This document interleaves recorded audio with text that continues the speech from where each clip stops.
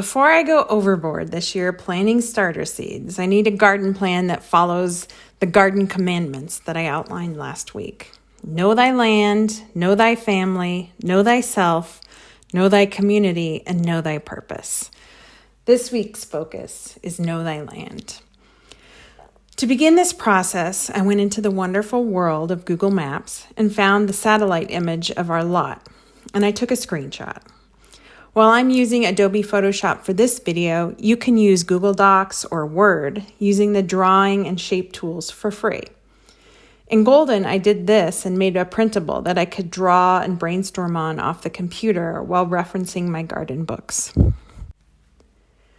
Google's satellite images are always presented north to south, so I know what my cardinal directions are in relation to the photo.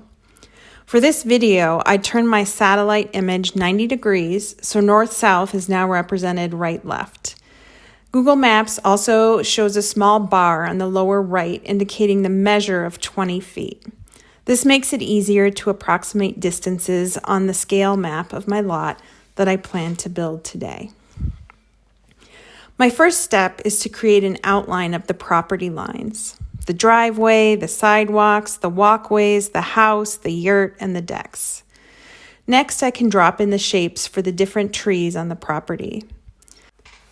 This satellite image is a bit old, so not all of the trees on this image are currently in existence.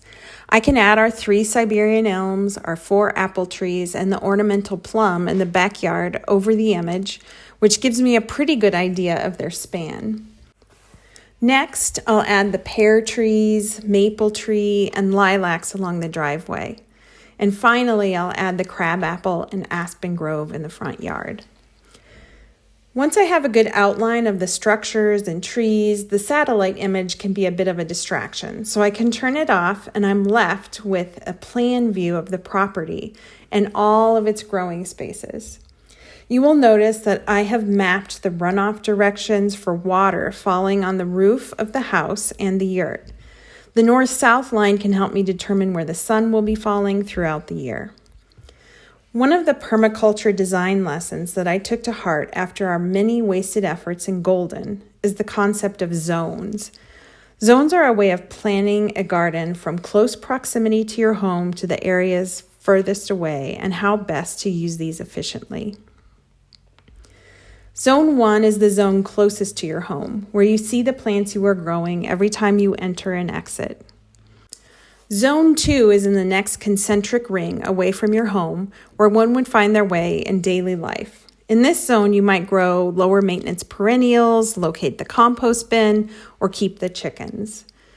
Zone 3 is the next furthest away from the house and one where what is planted does not require a daily visit.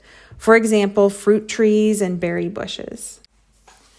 In a suburban yard like ours, it's unlikely to find a Zone 4 where one might pasture large livestock or a Zone 5 that is untouched and left to nature to do what she will.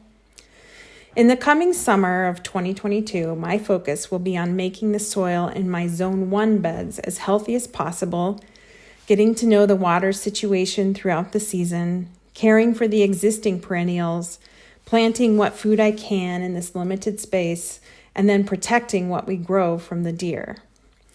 I consider either side of the front walkway, the back deck, and the back walkway to be Zone 1. I'm adding the yurt deck to Zone 1 because it gets sun and the deer never venture up the stairs. And it will be the only area that I can grow tomatoes and peppers next season because it's warm enough. In our Zone 2, we currently have grass and an empty dirt patch that will be the focus of a longer-term plan for a larger garden several seasons from now.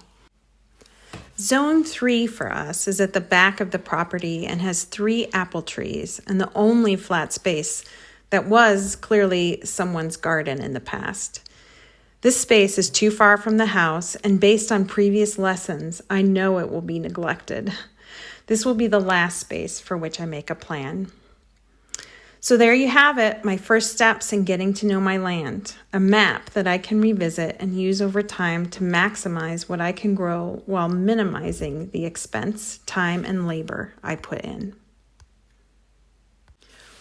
What are your plans this winter to better get to know your land and forge time for the garden?